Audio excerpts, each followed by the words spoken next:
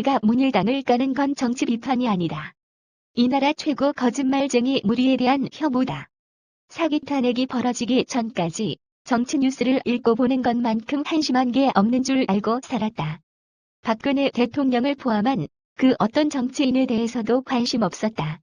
정치인들이란 물고 뜯고 싸우며 거짓말하는 게 직업인 사람인 줄 알았기 때문인데 그래도 나라를 말아먹을 천하의 몹쓸 인간 말종들이라고는 생각하지 않았다. 아무리 욕심이 많더라도 정치인들도 이 나라 국민이니까 잘 해보려는 거겠지 하는 믿음이 있었던 것이다. 정치인들 또한 사람이니까 하는 인간 본질에 대한 믿음이기도 했다. 그랬던 나는 왜 지금 여기 서 있는 것일까? 거짓 사기 탄핵이 완성되기 전 동료 선후배 작가들이 박근혜 대통령을 씹고 또 씹을 때 어떻게 작가란 자들이 그토록 한 사람을 미워할 수 있는가? 라는 글을 쓴 적이 있다. 그렇게 말했던 너는 어떻게 이토록 사사건건 문을 싫어할 수 있느냐? 이 의문은 다른 누가 아니더라도 내 스스로 매일매일 내 자신에게 묻는 질문이다. 첫째, 그들이 천하에 둘도 없는 거짓말 집단이기 때문이다. 정치인이라는 걸 감안하고 용납해주어도 괜찮을 만큼의 한계를 그들은 너무 멀리 뛰어넘었다. 선거 전 공약을 남발하는 정치인 수준의 거짓말을 한 것이 아니다. 그들은 천하에 둘도 없는 천사 정치, 선군 북한의 선군 아니고 선군 정치, 정도 정치를 할 것처럼 선전했다. 도덕적으로, 윤리적으로, 양심적으로 세상에서 가장 지고지순한 영혼을 가진 정치인 집단인 양 큰소리쳐왔다. 그들은 아무 죄 없는 현직 대통령을 끌어내리고 아무 죄도 없이 감옥에 쳐넣은 장본인들이다. 그랬으니 세계 어느 나라보다, 아니 지금까지 그 어떤 정치 집단보다 그들은 청렴해야 했다. 대한민국을 잘 살게 만들어야 했다. 그러나 그들이 벌여놓은 이 난장판은 어떤가? 대한민국의 운명을 뒤집어 앞으로 최소 30여 년 제로 베이스에서 국민이 생고생해야 할 문을 활짝 열어놓았다. 그들은 거짓말했다. 거짓말하지 말라며 거짓 없는 사람을 그토록 비열하게 짓밟아 놓고 거짓말 없는 세상을 만들겠다더니 거짓말 천지, 거짓말쟁이 천국을 만들어 놓았다. 그런 자들은 비 오는 날 먼지 풀풀 나게 두들겨 맞는 게 맞다. 둘째, 안보를 무너뜨리고 있기 때문이다.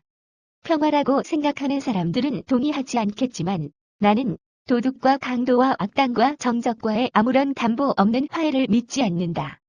말뿐인 평화란 존재할 수 없다. 좋은 사람이 사기 당하는 법이고 사람 좋은 사람이 뒤통수 치는 법이다.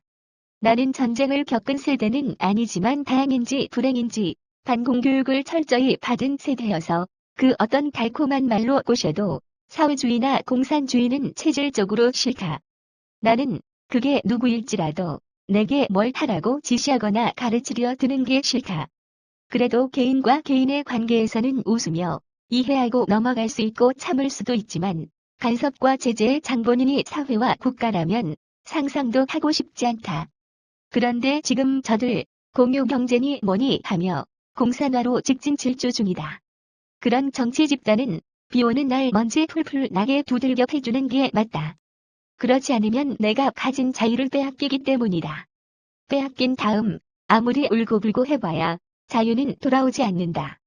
셋째, 내가 작가이기 때문이다. 작가란 원래 판골이다. 정치에 대한 판골을 말하는 게 아니다. 인간이 가진 악한 본성에 대한 판골을 말하는 것이다. 이 세상에 만연한 이기심과 불안과 거짓에 대해 끊임없이 탐색하고 분노하는 것이 작가 정신이다. 그래서 역설적으로 나는 긍정과 희망, 인간에 대한 신뢰를 이야기해야 하는 것이 작가라고 믿는다.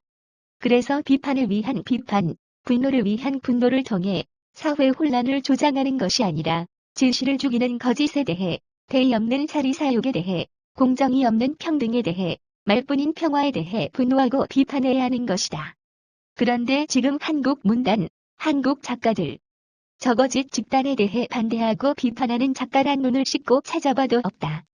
반골은커녕 친골, 서로 좋아 죽고 못 사는 사이다. 그러니 비 오는 날 먼지 풀풀 나게 팰 힘은 없더라도 있는 힘껏 펜 하나 들고 나 혼자 헛발질이라도 해보는 게 맞다. 나는 저들이 정상적이고 합법적인 정권이라 생각하지 않는다. 지금까지 내 글을 읽어온 분들이라면 알겠지만 현재 최고 권력 자리에 있는 자에게 가능한 대통령이라는 직함을 붙여 부르지 않는다. 법이 뭐라든 세상이 뭐라든 내 마음은 인정할 수 없기 때문이다. 길 가다 도둑을 발견했을 때 도둑이야 소리치고 따라잡을 자신은 없다. 그러나 나는 작가니까 도둑이야. 글로 쓰고 외치는 건 내 일이고 내 의무인 것이다. 내가 사람으로 작가로 관심을 갖고 있던 건 사람이었다. 삶이었다. 사랑이고 미움이었다. 마음과 마음이 부딪히며 빚어내는 관계였다. 그러니 지금 저들을 비판하는 것도 그 연장선에 있다.